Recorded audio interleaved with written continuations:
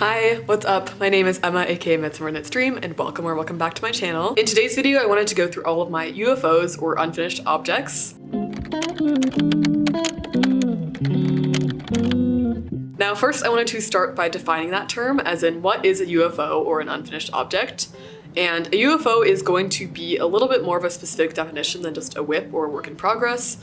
A WIP is something that you are currently working on or planning to continue to work on, versus a UFO is something that you are taking an extended break from or that you have just forgotten about. It is something that you have not worked on in a significant amount of time or are not planning to work on for a significant amount of time. I wanted to say as well that this video is inspired by Well Loved Knits, or Bethany. I saw her video going through her UFOs and I thought that it was so fun and so interesting just to see all of her different projects and the reasons that she stopped working on them. And she also mentioned in her video if she wanted to continue working on the project or frog it. So I think I'm planning to follow a similar format of just going through each of my UFOs, talking about why I stopped working on it or why it didn't work out, and if I want to frog it or continue trying with it. Another thing I wanted to say is that I actually couldn't find most of my UFOs that I wanted to show, and there is a reason for this, the reason being the fact that my boyfriend and I moved recently, and we are currently in a short-term lease. It is only a 6-month lease. So we didn't actually bother to finish unpacking all of our stuff. If I saw anything that I thought I wouldn't need within the next 6 months, I would have just left it in a box or in a bag. And I did try my best to find those boxes for you guys, but I couldn't find any of them at the moment. So I will show you guys a couple of UFOs that I've had in person. And for the other ones, I'll just put like a picture or a video that I took while working on it on the screen, and you guys can get an idea of what it looks like. That said, that is not great news for if I want to frog any of these UFOs anytime soon. I am really well stocked up on yarn for the next few months, and I definitely don't need to be frogging any of my UFOs to get more yarn. So I don't think that should be an issue, but I do think when I move again, I will try to be a little bit more careful to unpack everything that I might need and just make sure I know where things are. Anyways, without further ado, let's get into the video. The lighting is absolutely crazy today because it just got really bright again and it's literally hurting my eyes. But for today's video, I thought we could go in reverse chronological order. So I want to mention that for anyone who's been watching my channel very faithfully, first of all, thank you so much. I really appreciate that, and I'm really excited with how my channel's been doing recently. It means a lot to me if you've been watching all my videos or most of my videos. But in my most recent podcast episode, I talked about 2 of these UFOs. So if you want to skip over this first section where I'm going to be talking about those 2 same projects again, then I will put a timestamp up on the screen as to where you would want to skip ahead to if you want to watch me talk about some older UFOs that I might not have mentioned as recently on this channel or at all. Otherwise, for all of you new folks here, welcome. I'm going to start off with my most recent unfinished object, which actually looks ridiculously stupid when I don't have it on, and a little bit stupid when I have it on as well. It is this bucket hat. I also knit this bucket hat using a pattern by Well Loved Knits, so she's really showing her influence on me in this video. It is just her knit bucket hat pattern, which I will link below. Let me put it on for you guys so you can see a little bit better what it looks like, because it looks kind of silly when I don't have it on. And honestly, I think it looks silly when I have it on as well. It's just like bigger than I want it to be, kind of in every aspect. Like this sort of band is too long, this brim is too long and kind of weirdly curls over, and also like the top of the hat, I wish I had decreased a little bit faster to make it a bit flatter. So I feel like it just looks a little bit silly. It kind of gives me Willy Wonka vibes with like his giant purple hat. I am gonna take this off because it makes me feel pretty silly. I think I do want to redo this one eventually, but I've just been taking a break from it because honestly, it put me through a lot of stress. I feel like I am the kind of person where if my knitting project is not going well, I will just be going through a lot of stress trying to figure out what's wrong with it and how I can fix it. And that's how I felt about this project. It was just constant stress of like, why doesn't it look right? Why isn't it fitting me properly? And just not having a lot of fun. This is also, as I mentioned, my first time working with bulky yarn in quite a long time. And honestly, I found it kind of difficult, especially working with this Wool and the Gang roving style of yarn. You really need to be careful to throw the yarn all the way around the needle and not split your stitches if you're an American style knitter, just because if you split your stitches, it's going to split the yarn and make it very difficult to continue knitting with it. So I honestly was struggling a little bit while knitting with this bulky yarn and just not having the best time. So although I started this project as a little bit of a fun little break and something to just finish quickly and give me a little rush of dopamine, it ended up being kind of the opposite of that, and for that reason I have put it in my little unfinished objects pile. I do think I will come back to it eventually, but maybe not within the next few months. I really do want to take a break from it. Up next we have a UFO that I've talked about on my channel a few different times, It is the Midsummer Dancer Socks by Swery Nordland. These socks, in my mind, are just the perfect socks for spring. They have a cute little ruffle at the top, as you can see, and then a simple lace detail throughout the rest of the sock. And I just think they're really cute. I really wanted to have these for spring so I could style them with some loafers and maybe a dress or a skirt. I just thought it would be a cute addition to an outfit that I would already want to wear in spring. And so I've had this vision in my mind for these socks for quite a while. That being said, these have been one of those projects that have just given me constant problems.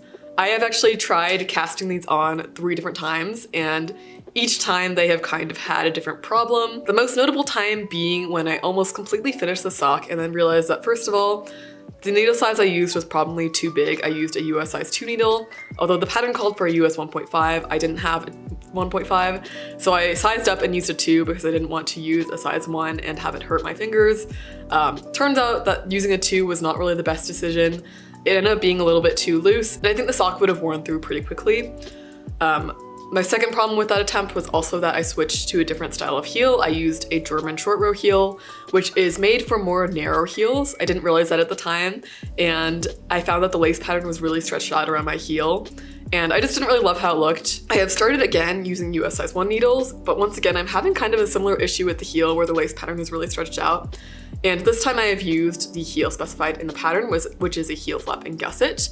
I might try and modify the heel slightly to have a higher instep, which would make more space for the lace pattern around my heel. However, I'm kind of pondering if I should just redo the sock and do the non-lace version, which is the Midnight Dancer sock version. My mom was visiting me this weekend and we talked about this a little bit. And she said that she just doesn't like knitting lace socks because they're always either too loose, which is the case with my Botanica socks that I made a while back, or if they're not too loose, then it's just going to be the case that the lace pattern is going to be stretched out in some places because the sock has to be like tight on your foot for it to fit. And knowing that those are potentially the 2 options just gives me pause if I want to continue knitting these socks with the lace on them.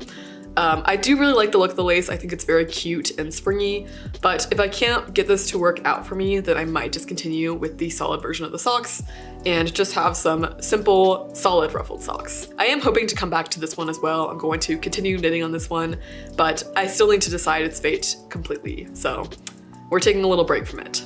Up next, we are moving on to the UFOs that I don't actually have with me, so I will just put up some pictures on the screen so you guys can see what I'm talking about.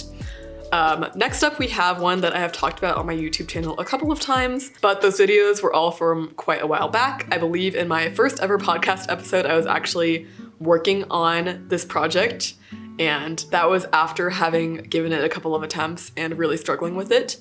And that is the 8 p.m. tank by Tiffany Tai. First of all, I want to say that I absolutely love this design. I will show a couple of pictures up on the screen, and the first one I'm going to show is a picture where you can see sort of what the tank top is supposed to look like. It's very well fitted, it looks really good, and I just love the little detailing of the cups on the bust, as well as the sort of lining underneath the cups, and the fact that it goes into ribbing for the rest of the shirt. I just love this tank. I think it is a really cool design. That being said, I have struggled so hard to get this to fit right on my body. I think I've redone this tank 3 to 4 times at this point, and that is including a significant amount of work each time because I knit a good amount of the cups before I realized that the cups were not fitting correctly each time. So I honestly don't remember all the details of why each of my attempts didn't fit, but I do remember with my last attempt and at least a couple of attempts before that, I was having an issue where there was a lot of gaping on sort of the side of the cups. With that being said, I really do think that I sort of exhausted my possibilities when it came to following the pattern. I tried so many different combinations of measurements and none of them just really worked for my body. So I think honestly something about the way that this fits my body is just not working and it's just not going to work. I did sort of put this project away for a bit because I wanted to decide if I should continue working on it or not. I was really close to frogging it, and then I took those pictures where you can just see the tank from the front, and I was so in love with how the design looked that I was like, maybe I should give it another try. But after taking a few months off from this project and having a little bit of space from that sort of emotional turmoil I was going through, I think I do definitely want to frog this one. I've just tried so many times already to get it to fit, and I don't know what else I can really try at this point. So I think I'm better off using this yarn to go to a different project. If you guys have any pattern recommendations for me, this yarn is Tippy Tree DK weight. So let me know in the comments below what you think I should make with this yarn. And this one is going into the frog pile, unfortunately. Next up, we have my last UFO, and that is a project that I started quite a long time ago. It was before I started my Instagram, and definitely way before I started my knitting YouTube.